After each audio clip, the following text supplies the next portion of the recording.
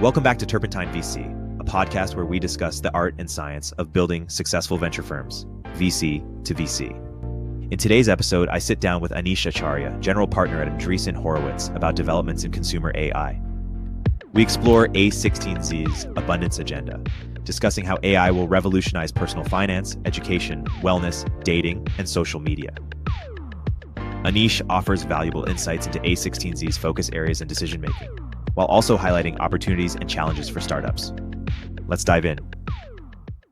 Anish, welcome to Turpentine VC. Excited to have you on the show. Thanks, man. I feel like I'm in good company. It's good to hang with you. Yes, exactly. So I want to get into a lot around AI and consumer, among other interests. But first, maybe you can give high level of how a16z thinks about AI investing, or kind of divides up the pie, so to speak. Yeah, I mean, AI is so cross-cutting. It feels like I don't know if pivot is the right word, but like really oriented in the direction of AI across the entire firm. And this is what I love about Mark and Ben most. Like, I think in a world of sort of the uncertainty that we saw in 2022, there was pessimism and there was just hesitation, and Mark and Ben don't hesitate. So once the sort of AI started to, all the AI technologies started to get a little bit of takeoff and people saw ChatGPT 3, that felt like the moment. They started to lean really hard into it. And now I'd say the entire firm is fully oriented around it, mostly oriented around it. So yeah, I'd say it's cross-cutting. It's not a single team that does it. It's like the driving focus behind every investing team. Yeah. And then so for people who are not super familiar with how the firm is set up, can you give just a little bit of a preview of what are some of the different teams and what they're looking at as it relates to AI? Yeah, for sure. So I think the way to think about the firm, and this makes a lot of sense given Mark and Ben's backgrounds, is that they're sort of the customer is the founder.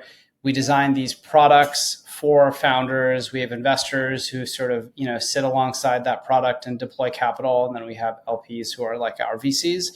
So for a long time, we kind of had our core venture fund was that was our main product. And now we've got a whole bunch of different products. We've got bio funds. We've got an apps fund, which I'm a part of, AI apps. We've got an AI infrastructure fund. So we've got all these different funds, but the conceptual way to think about them really is products. And the reason that we actually have the different funds is because different parts of the market just have different needs. So if you're building an infrastructure company, you might need GPUs, and there's sort of things that are very tailored to that market, versus folks that are building out apps companies and just have a totally separate. So a model provider or one of the foundation models would be part of the infrastructure fund. That's right. And we're all highly collaborative. I think there's two parts of that. One is Ben is like very big on culture. I remember when I interviewed with Ben, he said, "Hey, have you seen the culture doc?" I was like, "No, Ben." He's like, "Well, great. Here it is. Go read it. If you don't agree with it, you can't work here. And think about it. And if you do agree with it and you're like all about it, then we should do this." So like that culture, I think, is cross-cutting, and a big part of that is collaboration. So even though it's a bigger firm now than most, it's not generalists. It's like a collection of specialists. Yeah, that makes sense. And so we're going to get into the various different sort of sub-themes that you guys have in consumer. But first, let's start high level. With you have your sort of meta thesis, or your sort of collection of pieces is called the abundance agenda. So why don't you give some context of what that means and why that name? Yeah, I mean, I guess if you zoom out and you sort of look at the long arc of history, the two things that have been the greatest drivers of human flourishing have really been, market economies or capitalism and technology. And every time there's one of these enormous technology shifts, like the true beneficiary is usually the consumer. And, all the consumer sort of commodities today or expectations today were the luxuries of 50 or 70 or 100 years ago, unimaginable luxuries of 500 years ago. So I think the core thesis is that all of this new technology is going to lead to great abundance for consumers. And I think there's, people say, oh, there'll be less jobs. I say people will actually just have to work less. So I think you'll still actually have people working and getting the fulfillment of that, but maybe it's a 3 or 4 day work week. So I do think that the whole firm and me specifically have a very optimistic view for how this technology is going to benefit everyday consumers. And that's kind of the very starting point of the abundance agenda and everything that we believe about, AI and consumer going forward. And it's interesting time to be investing in consumer, because it feels like there was over the last 15, 20 years, it feels like every few years there was a big new platform, whether it was, Facebook or Twitter or Snap or WhatsApp, TikTok, but it feels like we haven't had one in a yes. make sense of that. Yeah, no, for sure. You're exactly right. It's so funny how, we get overtrained on the last platform shift. So we tend to almost look for a platform shift that's going to look like the last one, and we're always wrong. So number one, obviously venture and tech is like cyclic, but I'd say consumer is hyper cyclic. And every time there are one of these platform shifts, these crazy big new consumer companies get built. You look at the Magnificent Seven, like every company on that list outside of NVIDIA is essentially a consumer company. Maybe Microsoft's kind of on the edge. So like the biggest outcomes in the world are all consumer outcomes, generally all consumer outcomes in software. But those consumer companies tend to get built around these platform shifts. I built my first company in the web to mobile platform shift. And I remember at that time, it was a lot of like criticism of like, mobile's a toy and mobile can't do all these things. And the reach isn't, significant enough and people won't be able to, afford iPhones. So there's all of these reasons and all of these objections to mobile being an important platform. And then when it became obvious that it was not just an important platform, but the dominant platform, everyone got very trained in looking for platform shifts. And we sort of had been on the hunt for one for some time. And there were definitely important new platform technologies. I'd say fintech was one, but we haven't seen something with the scale of mobile until recently. And I don't know about you, Erik, but like I didn't see the AI thing coming, not in its current form. No, I was totally shocked by it. And so maybe pretend you're talking to someone who was in a coma right after ChatGPT, or right after ChatGPT launched, they were blown away by it. And then they were in a coma for a few years and they woke up and said, hey, what's really taken off in consumer AI, or what should we be excited about now that, it's been, a few years since the ChatGPT launch? For sure. I mean, there's so many things. So I think, number one, I think that products are doing these unimaginable things. Drawing a line from something like ChatGPT to just what we saw in the last few weeks with Flux, to Kling and their video models, to all the things that are happening in a B2B context around technologies like voice and voice models. Like, I guess now looking backwards, we can sort of extrapolate that large models got us all these places. But at least for me, I was surprised by both like the combination of the breadth and the depth. So the models are doing like a crazy number of things really, really well. I think that's a big change over the last 2.5 years. I think the other actually is that the economic setup looks a lot more compelling.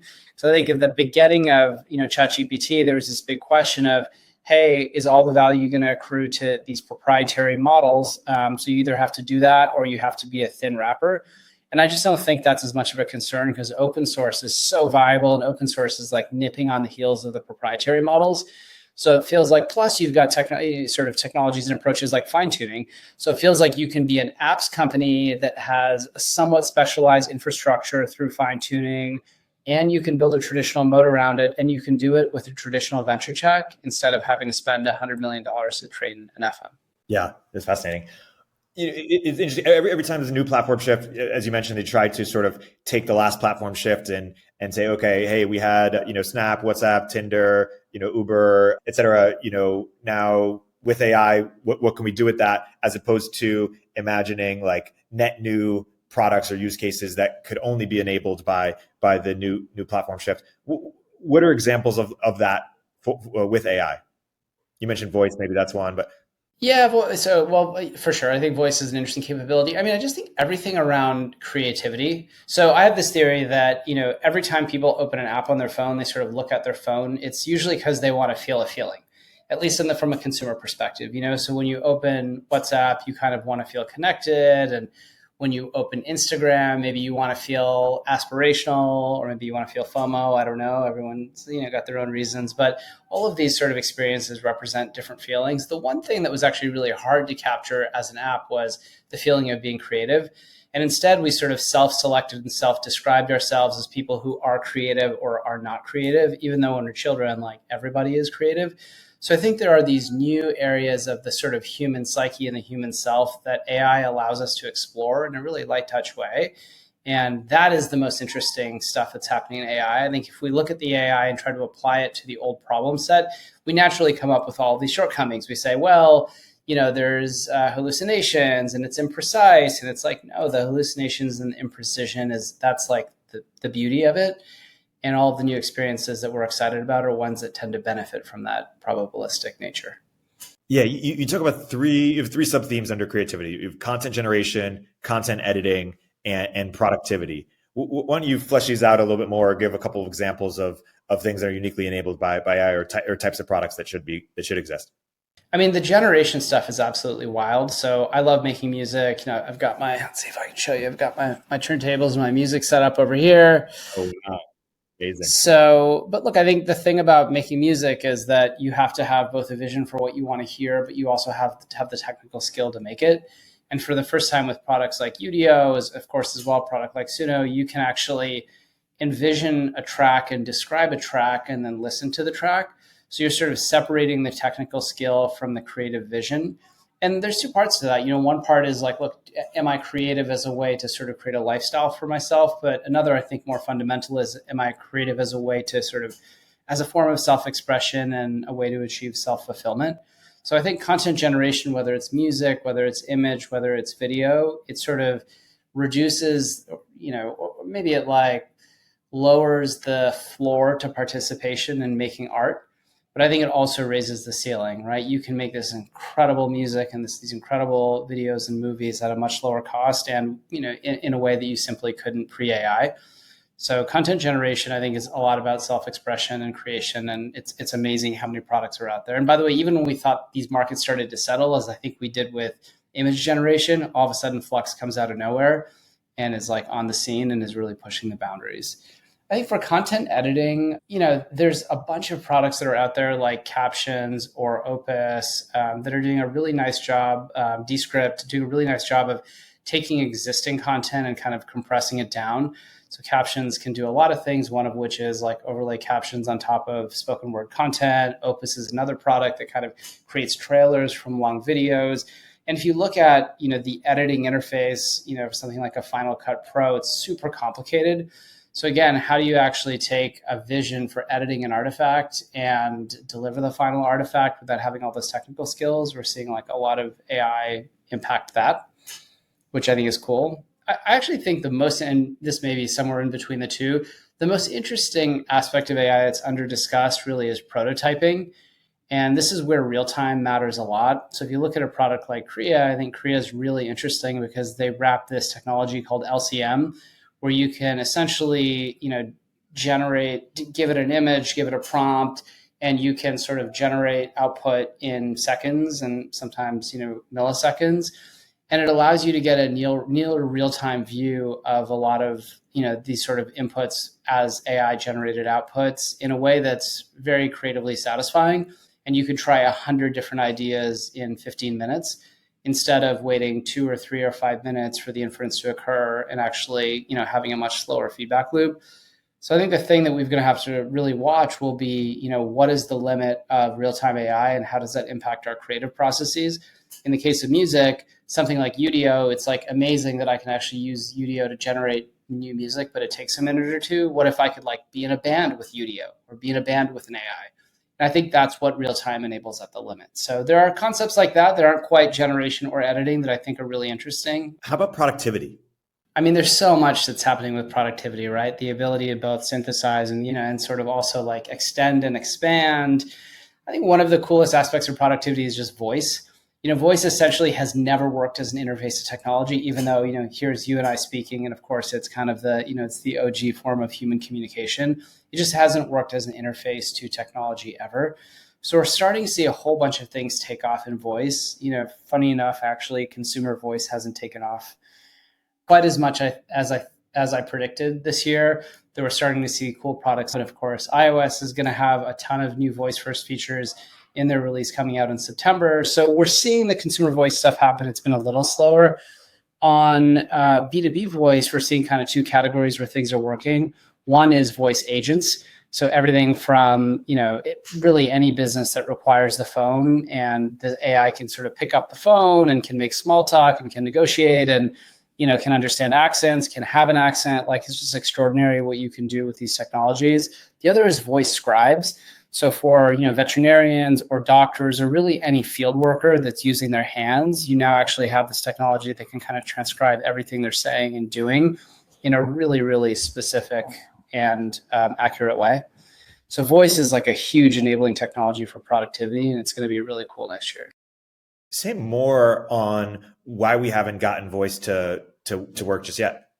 Well, like prior to large models, Yeah. Yeah. I don't know that just, the sort of voice to text technology just wasn't that accurate, And I don't know all the technical sort of limitations, but if you've used any of these, if you use Dragon Naturally Speaking back in the day, or any of it, you even use Siri, which apparently is a boomer behavior. My team is always teasing me for doing things with Siri. It doesn't work that well. It's a highly frustrating experience, and as is Alexa, Google Home, all these other devices. So yeah, I think the potential for these things are really cool. One thing I've talked a bunch about is just the potential for ambient therapy in the home via a product like Alexa. So instead of the Alexa being this kind of alarm clock that just sits in your kitchen, imagine it's got, a voice model, a multimodal model that can sort of sit in the background and observe the interactions you're having with your family, and then kind of come back to you and let you know what are the things that it's noticing. Like, that's an ambitious vision for voice, not like, hey, can you set a 3-minute timer? Maybe something like an AI referee who's always watching your arguments with your wife, or. Your words, Erik. Your words. Yeah, weighing in on who's accurate.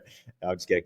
But yeah, it is fascinating, this idea that I go to a therapist, an hour a week, and that's the only context they have on me, and there should be ways to get more context to better weigh in on, hey, how, or coach or whoever, how am I performing relatively.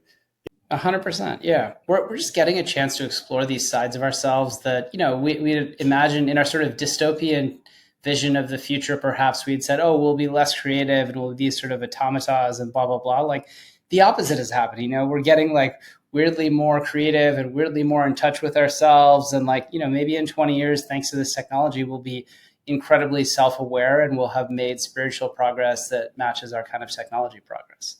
Yeah, people are really quick to imagine the sort of the incel who won't talk to anybody else anymore and just talk to their AI friend, which may be better than what they have today for some people. So I'm not super against that world, but people are less ready to imagine the sort of the AI personal trainer or coach that is motivating you to have a more fulfilling life and have more friends or whatever, better friends, or have better relationships, et cetera. It's also just, it's social practice. I think for a lot of people, it's a chance to experience some of these situations in a way that is low stakes.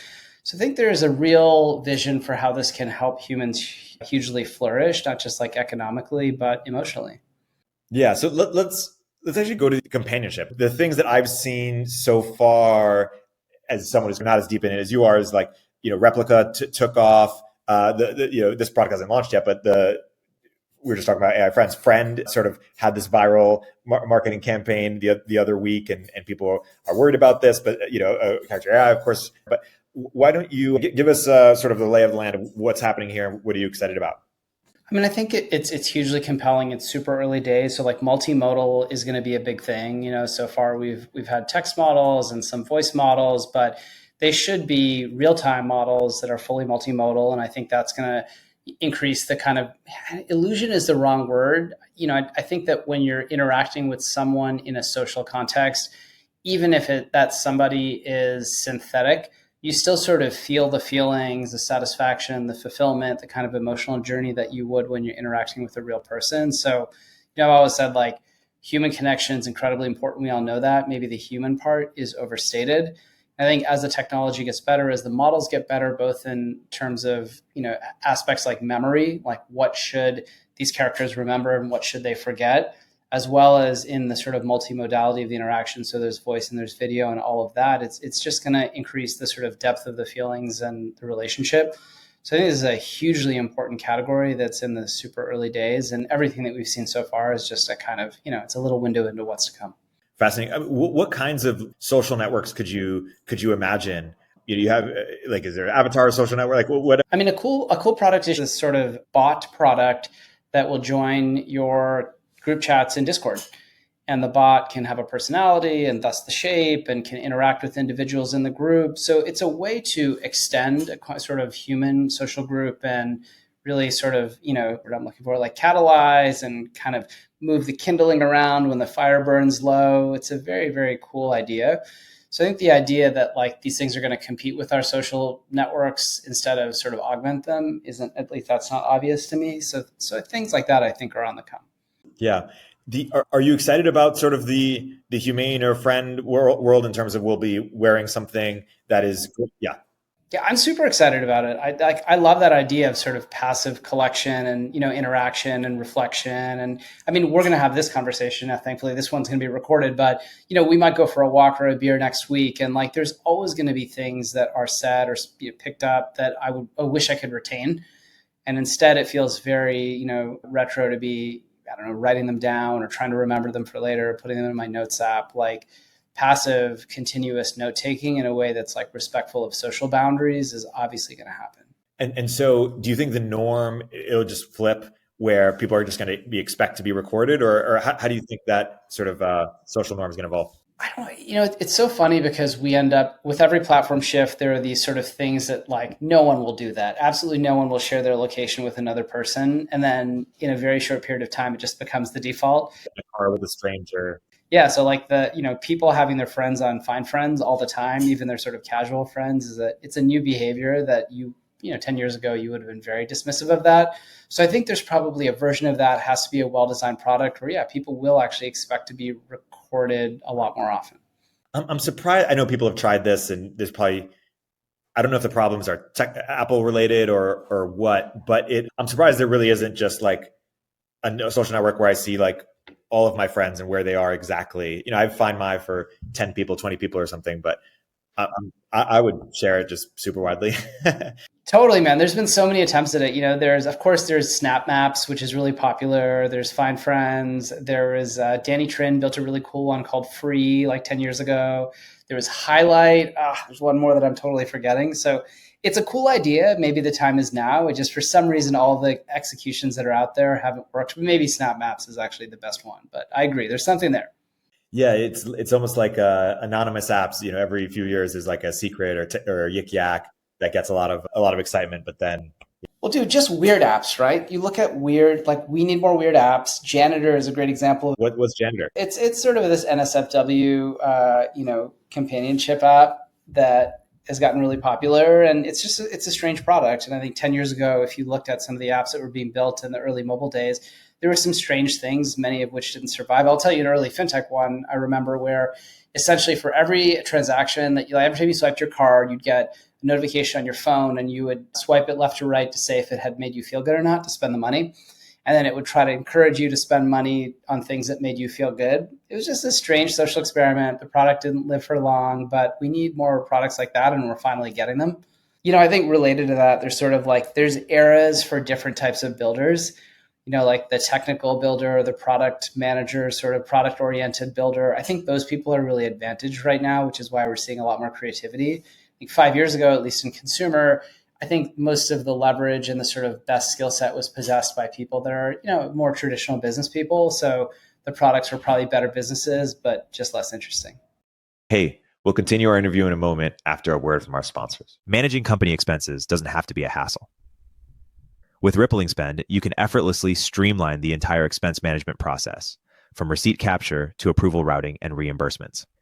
Here's how it works. An employee submits a lunch receipt via their Rippling app, and AI instantly turns it into an expense report, checking for policy compliance in real time to auto-approve or send directly to the approver based on your org chart. No more chasing receipts or manually routing approvals. Want to take it a step further? Automate your corporate card management with Rippling as well. You can automatically issue cards to manager-level new hires that have preset limits, so they can spend up to $50 on team lunches. The rest is auto-rejected at the point of transaction. Then, every transaction syncs with your accounting system in real time. Plus, you earn 1.75% cash back on every purchase, rewarding your company for everyday spending, all while closing your books 3 times faster. Ready to transform your company's spending? Sign up for a free demo at rippling.com/turpentine and get 1 month free. That's rippling.com/turpentine. Start your 1 month free trial today. Hey everyone, Erik here. In this environment, founders need to become profitable faster and do more with smaller teams, especially when it comes to engineering. That's why Sean Lenahan started Squad, a specialized global talent firm for top engineers that will seamlessly integrate with your org. Squad offers rigorously vetted top 1% talent that will actually work hard for you every day. Their engineers work in your time zone, follow your processes, and use your tools. Squad has front-end engineers excelling in TypeScript and React and Next.js ready to onboard to your team today. For backend, Squad engineers are experts at Node.js, Python, Java, and a range of other languages and frameworks.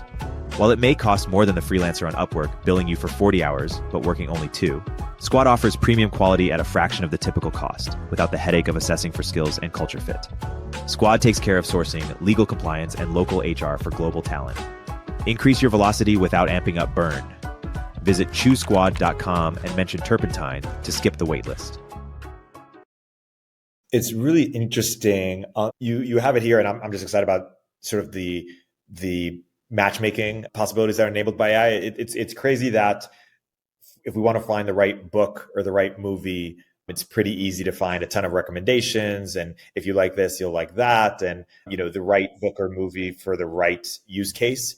But if I'm looking to find, something like a co-founder or the right company to join or the right person to date or the right person who would be a great friend for me, we're kind of just like on our own, just, running into people or scrolling Twitter or LinkedIn. I've always thought like people search or people recommendation, given how much data is on people on the internet, we should be able to make so many better matches of who we're likely to get along with or work well with or who can help solve our problem. And different people have tried it. I remember Jelly, back in the day, Bizdone and Ben Frankel, people have tried different iterations of it. But I just think, part of it is maybe a lack of, sort of product imagination, but a lot of it, I think, is we just never had a primitive to play with that leaned into the ambiguity of sort of human social interaction. And with a lot of the large models, it feels like they're definitionally ambiguous or definitionally sort of averaging the training data. Like they're not set up for precision, and neither are humans in a lot of ways in a lot of our interactions. So I'm a little bit more bullish that this new primitive will enable the types of products that you're envisioning. Yeah, totally. Going to the personal growth sub theme, let's focus on your wheelhouse first, personal finance. Yeah, personal finance. So, it's funny because 5 or 6 or 7 years ago, we were talking about this idea like, the world doesn't need another blog post about self-driving money. And I say that as a guy who's written many of them myself, and we would give the pitch and the pitch sounded really good, which is, hey, like these are not, should be no judgment required in these decisions. You should always have the cheapest financial product that is available to you. And, many trillions of dollars are overspent by US consumers because they just don't do that. But we just didn't have a technology to actually enable that. And now with the large models, we actually have a big breakthrough, I think, coming in RPA and agents that should make all of these things autonomous. So if you're wealthy enough to have, Iconic as your wealth manager, they have somebody that manages a lot of your day-to-day personal finances. They'll make sure you have the cheapest personal loan. They make sure you have the best insurance. Like AI is going to make that possible for every person.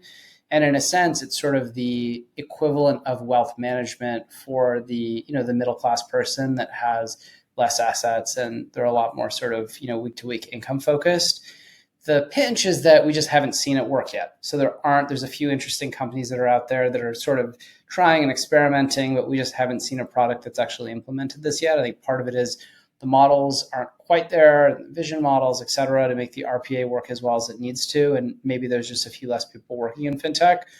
But I think the potential for fintech to achieve its potential is definitely there, thanks to the models. I was saying, is the opportunity for startups there, given that there are well-funded incumbents who've been trying to do this or are trying to do this or are even doing it to some degree? Yeah, maybe. I mean, I don't know. I think incumbents are really good at doing the rational thing, which is extending their reach in their existing product categories. Like that is what the whole thing is set up to do. That is what they're incentivized to do. That's what they know how to do. I know a large financial technology company that I won't mention where, they really want to go big on AI, but people aren't even allowed to use ChatGPT in the corporate network. So there's just so many reasons I think they'll probably miss this, and a startup will probably get it. It's also, by the way, against their business model, because in many cases, the incumbents all benefit from the sort of lack of information and customer apathy. So something that goes and refinances all of your products for you is probably going to, eat away at the profit pools of a lot of the historic fintech products. Got it. And so what is the sort of the exact use case that you're most excited about for startups to be focusing here?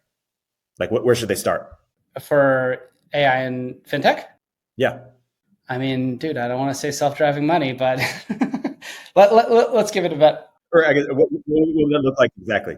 It's just like money on autopilot, so every aspect of your balance sheet is just sort of automated by an agent, and perhaps you get a push notification that allows you to opt out or opt in. So you're in the loop, but the day-to-day decisions, where the decisions are objective, like there's simply a good choice and a bad choice, are made by these agents and systems.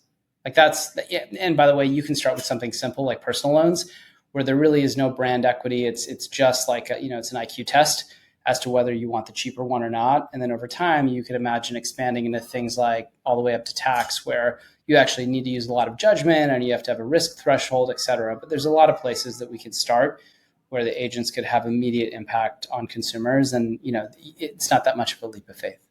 And so for something like that, is it, in terms of like defensibility, like is it a technological advantage, or is it just a marketing and brand advantage by coming out first and doing it the best? Like what do you think separates? It's a good question. I mean, I don't know that, well, we'll see. It depends on what the new generation of large models can do. I do think that there'll have to be a lot of fine tuning. If it's a vision model that's operating on websites, like sort of using the UI as the API, you're going to have to create some fine tuned models that know how to fill out credit card applications and personal loan applications. So I think there's a little bit of I don't know if it's a traditional moat, but there's definitely something there that's not trivial. So I think that's one aspect of it. I think in the long term, whoever gets to scale quickly will have an opportunity to kind of reset the way that customer acquisition works for financial services.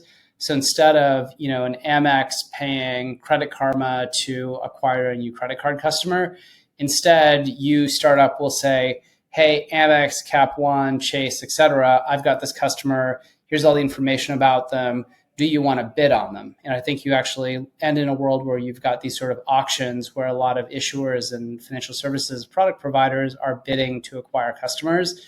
And whoever actually can acquire the most customers through a technology like this is the one that has at least like the opportunity to build that system. Yeah, that's really interesting. I want to move to education. Where are the opportunities that you're particularly excited about, or what does AI enable in education? Yeah, so education is really interesting. I'd say that the biggest ed tech product in the world is ChatGPT. And it's hard to sort of look at the technology and not say it's going to completely transform education. We've seen a bunch of really interesting approaches that are in the school and extend the capabilities of teachers. So I think that is important. That's going to happen. And those are companies that we are definitely going to invest in and be excited about. But I do wonder if there's a sort of, a world in which we're post-school or post-schools as we currently imagine them. And there's been a bunch of cool companies like Khan Academy that have experimented with this historically. But, if people are able to get the majority of the knowledge they need, that's in a way that's completely personalized to them via a large model, perhaps we need to reimagine the role that schools play. Yeah, and it's been difficult to build ed tech companies that achieve massive scale because it's just so hard to sell into schools or colleges. That's right. Districts. That's right. I mean, you've spent a bunch of time in this market. What do you think, Erik?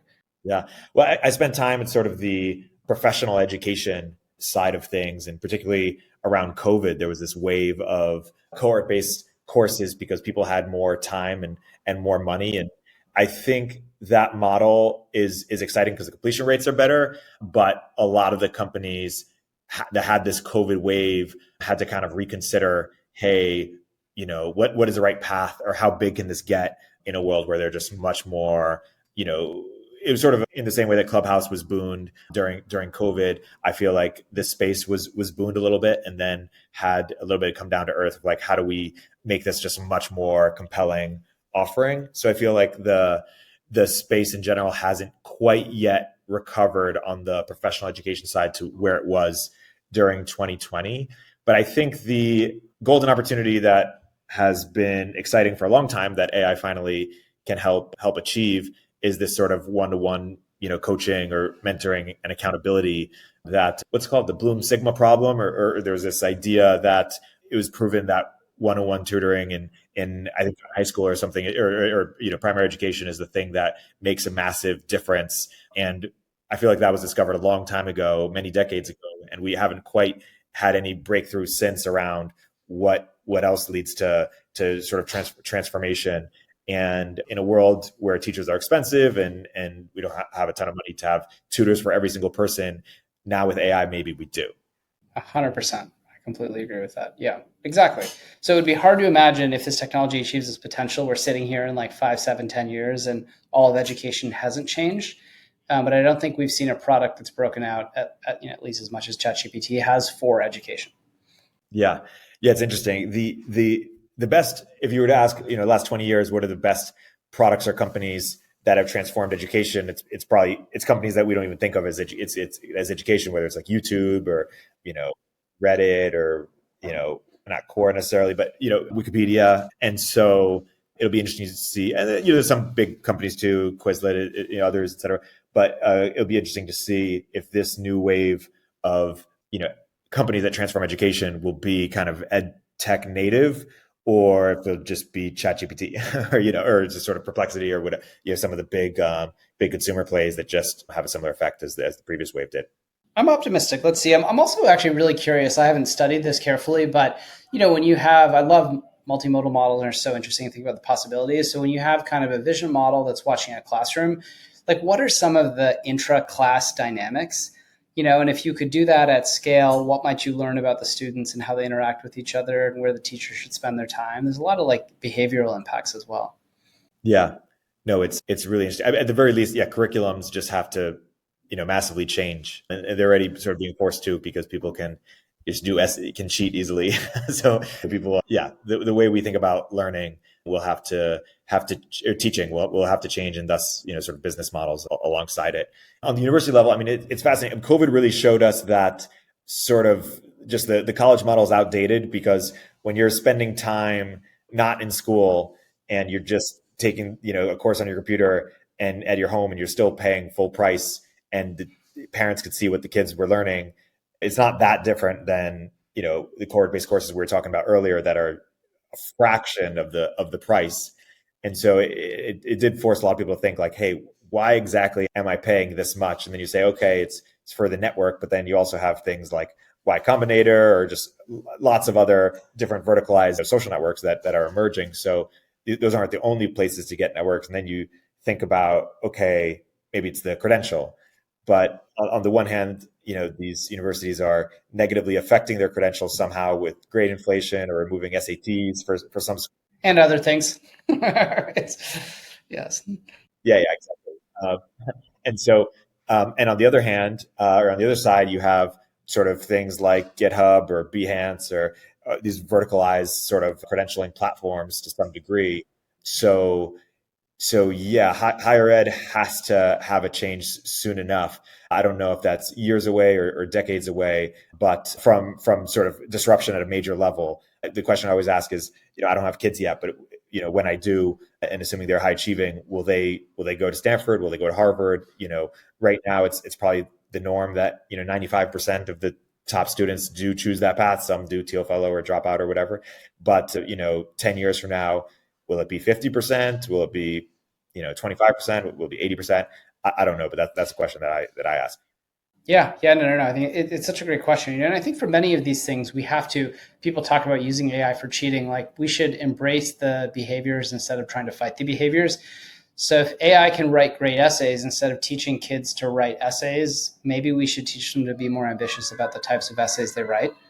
And that's a skill, and that's where teachers focus. So again, I think this is where we can start to operate in a part of the problem, like the sort of ambition, EQ, softer part that we just simply couldn't. That's like, perhaps historically a great teacher would be someone who would be able to teach you those things in addition to the technical skills. And maybe that's now where all of teaching focus goes.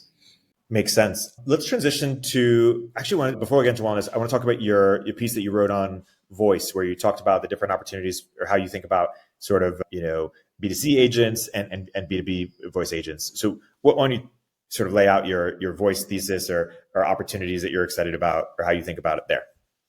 I mean, yeah, it's pretty straightforward. So I think the things that are happening in B2B for voice really are agents and scribes. Agents are, voice agents that can act in place of a customer support representative or anybody who answers the phone in a business today can basically be extended or replaced by an AI voice system that's really, really good. So that's sort of AI agents. And, we're seeing them, for example, for people that have HVAC businesses, those are really high value transactions. It's hard for them to always get to the phone in time or have 24/7 coverage. So having an AI that can pick up the phone, schedule a service visit, potentially negotiate a price is very valuable for them. We're seeing this in the logistics industry.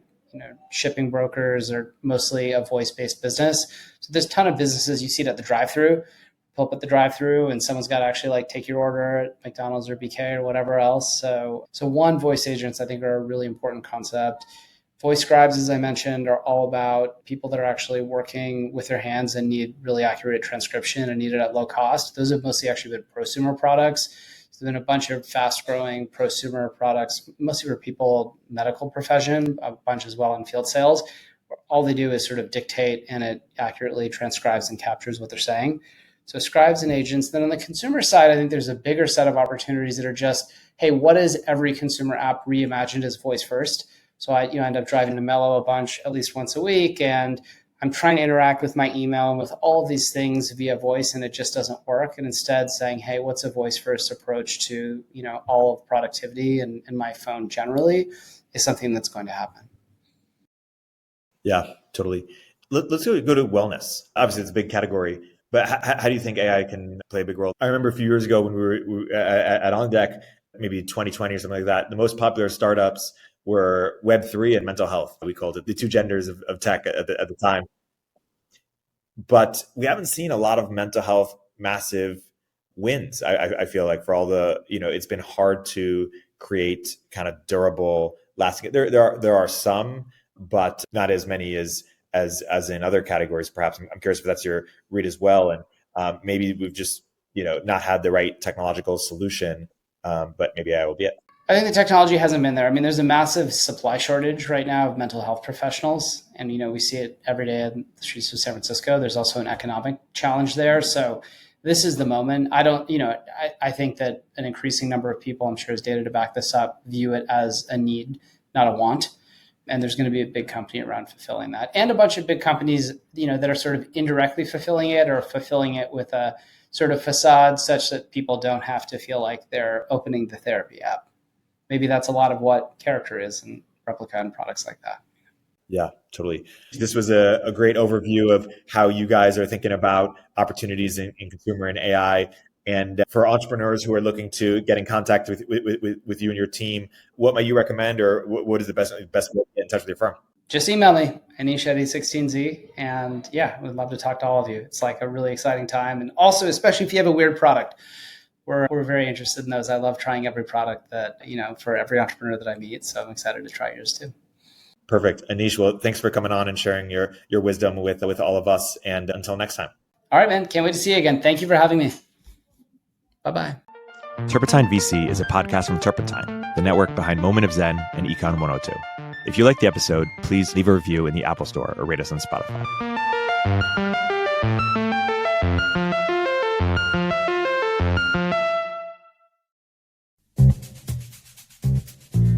Hey everyone, Erik here. At Turpentine, we're building the first media outlet for tech people by tech people. We're the network behind the show you're listening to right now. We have a slate of hit shows across a range of topics and industries, from our AI and investing cluster of podcasts to shows that drive the conversation in tech with the most interesting thinkers, founders, investors, and influencers, like Econ 102 with Noah Smith. We're launching new shows every week, and we're looking for industry-leading sponsors. If you think that might be you and your company, email me at eric@turpentine.co. That's ERIK at turpentine.co, and let's partner together.